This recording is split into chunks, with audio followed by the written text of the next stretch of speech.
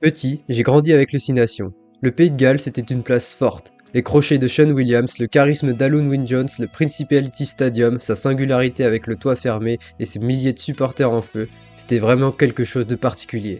Même si en 2026, je dois l'avouer, tout cela a un peu perdu de sa superbe, et il est de mon devoir aujourd'hui de me replonger dans l'histoire de cette nation mythique du rugby.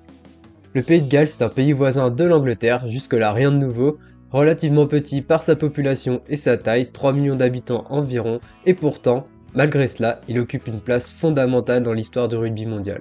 Le rugby gallois est profondément lié à l'histoire sociale du pays. Il s'est développé dans les classes ouvrières, notamment les régions minières.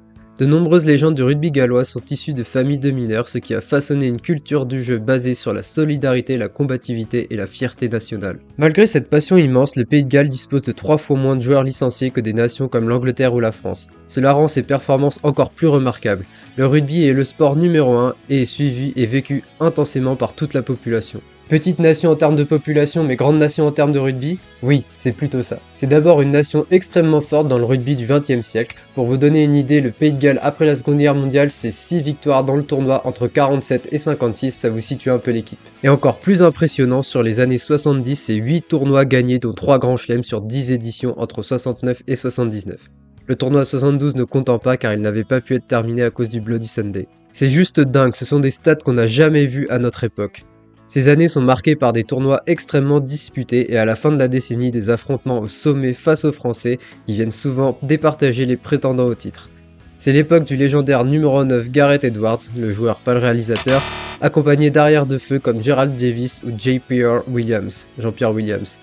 Et je vous en supplie, allez voir les matchs du Pays de Galles de ces années 70. J'essaierai sans doute de faire des matchs de légende sur eux, mais c'est juste un pur régal en termes de rugby. Des lancements de jeu hyper propres, ce qui était encore assez rare à l'époque, beaucoup de rythme, des courses tranchantes, une équipe à l'image de sa star, son numéro 9, Gareth Edwards. Gareth Edwards, c'est une icône dans les années 60-70, issu d'une très grosse formation à la base en athlétisme. Edwards, c'est d'après les dires de ses professeurs de sport, un génie dans pratiquement tous les sports. Heureusement pour nous, il a choisi le rugby et au Pays de Galles, c'est un dieu, un emblème national, l'image du Pays de Galles des années 70. Gareth a participé également à 3 tournées des Lions et avec le Pays de Galles, c'est 3 grands chelems, 7 6 nations, 55 sélections dans un rugby où les matchs internationaux se font rares.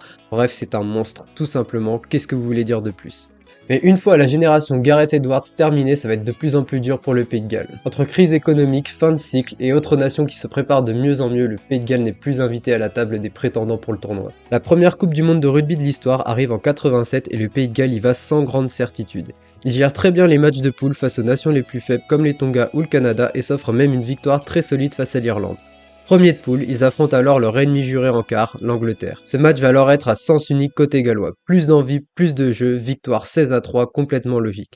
Cependant, c'est une autre histoire pour la demi puisque face aux Blacks, les Gallois vont encaisser un cinglant 49-6. Ils se consoleront cependant avec une victoire pour le match de la 3ème place face à l'Australie. Mais comme vous allez le comprendre à travers cette vidéo, cette équipe fonctionne énormément par cycle. Une petite embellie en 88 avec un tournoi remporté à égalité avec le 15 de France, mais derrière c'est un véritable cauchemar. Éliminé en phase de poule de Coupe du Monde 1991 et malgré un semblant de renouveau en 94 avec une victoire dans le tournoi, les Gallois hors des têtes de série héritent d'une poule hyper difficile avec les All Blacks et les Irlandais et sont à nouveau éliminés en phase de poule de Coupe du Monde en 95. Le Pays de Galles doit alors absolument se relever s'il ne veut pas être ridicule lors de sa Coupe du Monde chez lui en 99. Graham Henry arrive en tant que sélectionneur et le rugby gallois se modernise. Le Pays de Galles réussit ses phases de poule mais s'inclinera face à une Australie bien trop forte pour eux en quart de finale. Le début des années 2000 sera aussi très compliqué pour les Gallois avec notamment une cuillère de bois sur le tournoi 2003. Dans une poule relativement abordable lors de la Coupe du Monde 2003, ils passent mais s'inclineront logiquement en quart encore une fois, cette fois-ci face à l'ennemi anglais.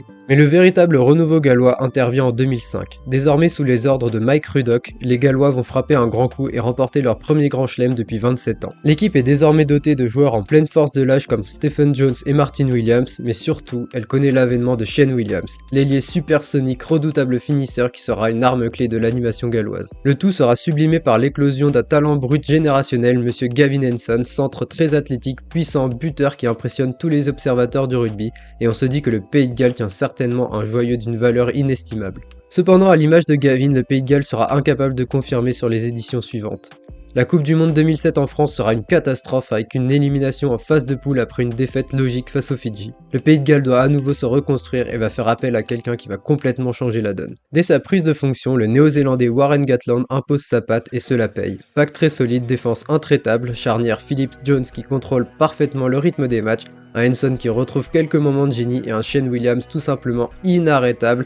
Le dernier match du tournoi 2008 face à la France tourne à la démonstration et le Pays de Galles remporte à nouveau le Grand Chelem. En 2009, ils perdent de justesse le tournoi face aux Irlandais sur un drop de Ronan O'Gara, mais le monde entier sait qu'il faut désormais compter sur les Gallois. D'un point de vue personnel, je pense d'ailleurs que ce sont presque les meilleures années en termes de 6 nations. Peut-être que je ne suis pas très objectif car il s'agit là de mes premiers souvenirs de rugby, sans doute, mais ce qui était fou à cette période-là, c'est qu'à part l'Italie et l'Écosse qui étaient un peu en retrait, il était impossible de prédire qui allait gagner le tournoi.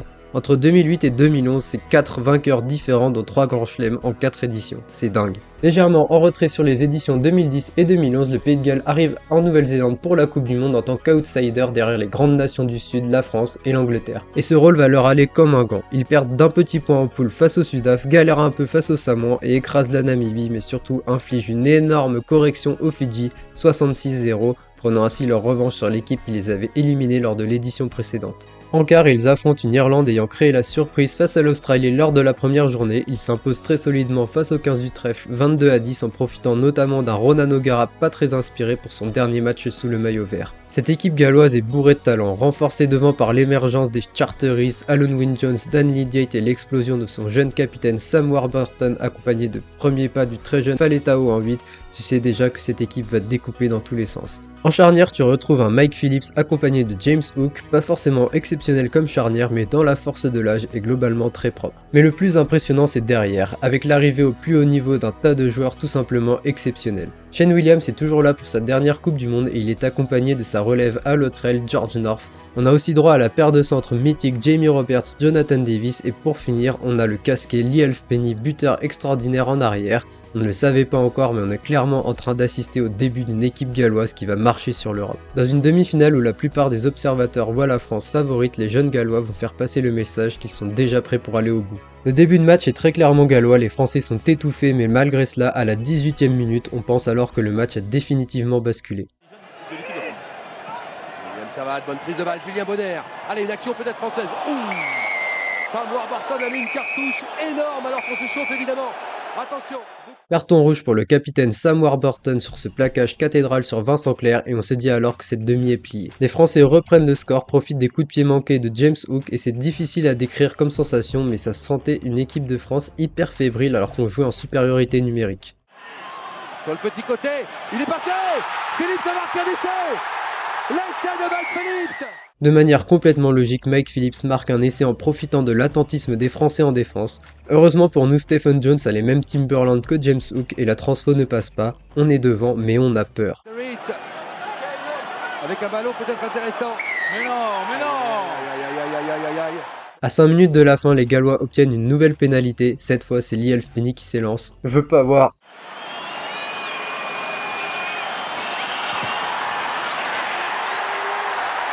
C'est dessous Thierry. La moindre faute. Non, elle passe bien dessous. Pas bien dessous. On l'a vu, il n'y a pas de souci. Pas d'erreur d'arbitrage. Et l'on ouvre maintenant. Stephen Jones. Oh, il a oublié l'équipe de France. L'équipe de France s'impose finalement au terme d'un match extrêmement tendu. Je ne suis pas sûr qu'on était l'équipe qui méritait le plus ce soir-là, mais ce qui est sûr en tout cas, c'est que les Gallois ont un groupe exceptionnel pour les années à venir. Et cela ne va pas tarder à être confirmé, Grand Chelem en 2012 et une victoire dans le tournoi en 2013 avec notamment un cinglant 30-3 au Millennium Stadium face aux Anglais, ce Pays de Galles là paraît tout simplement invincible. Mais petit à petit les autres équipes commencent à refaire leur retard à l'image de l'Irlande double vainqueur sur les 2 éditions suivantes ou encore les Anglais avec leur nouvelle génération incarnée par Owen Farrell.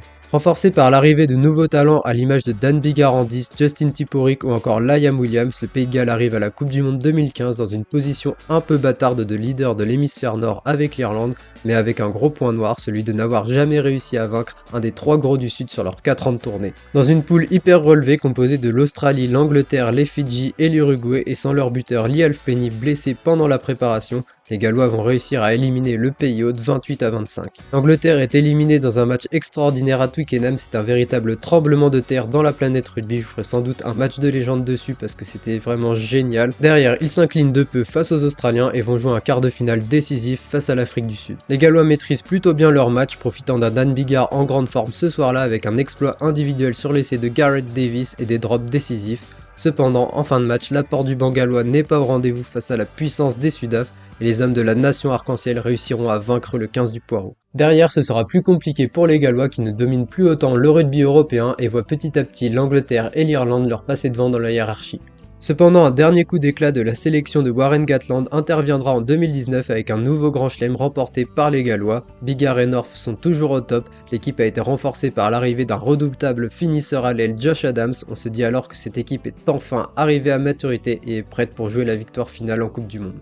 En plus de cela, ils rompent avec leur malédiction en Coupe du Monde contre les nations du Sud en infligeant une leçon à l'Australie lors du premier match de poule, tout va bien pour eux.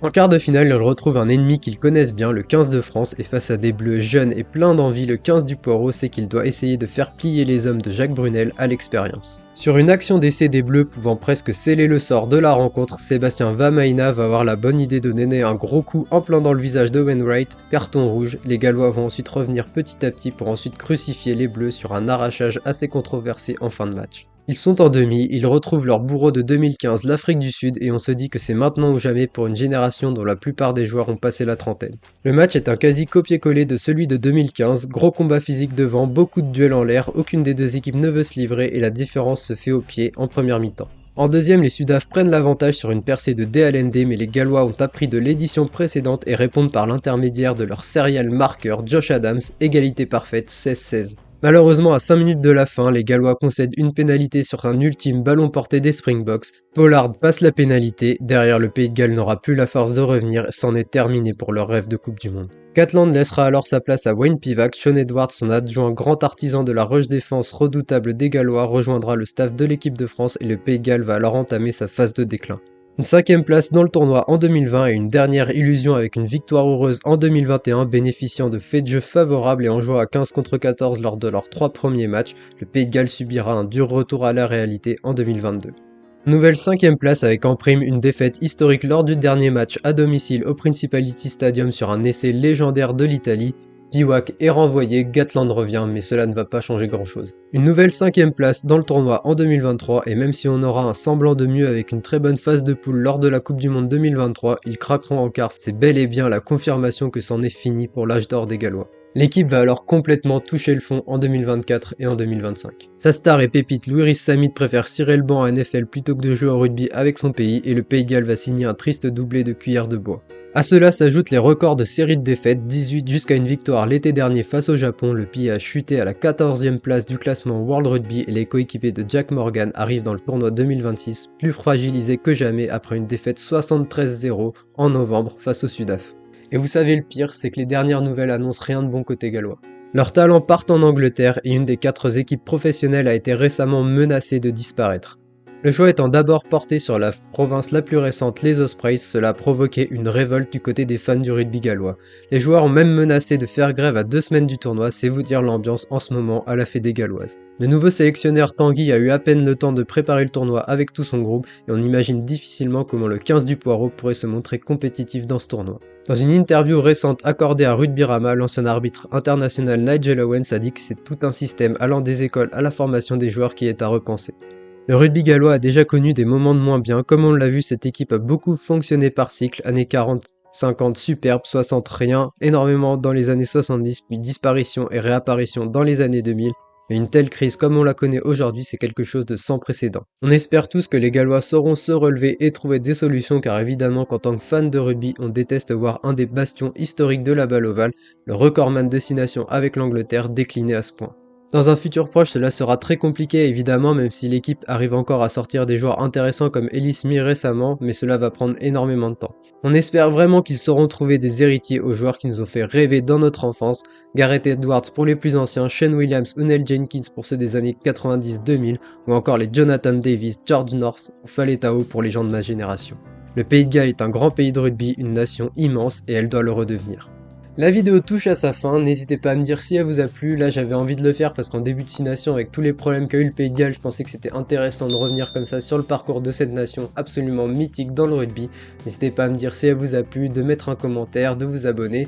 Sur ce, moi je vous souhaite de très bons matchs de 6 nations, je vous dis à très bientôt pour d'autres vidéos, c'était Revan, salut!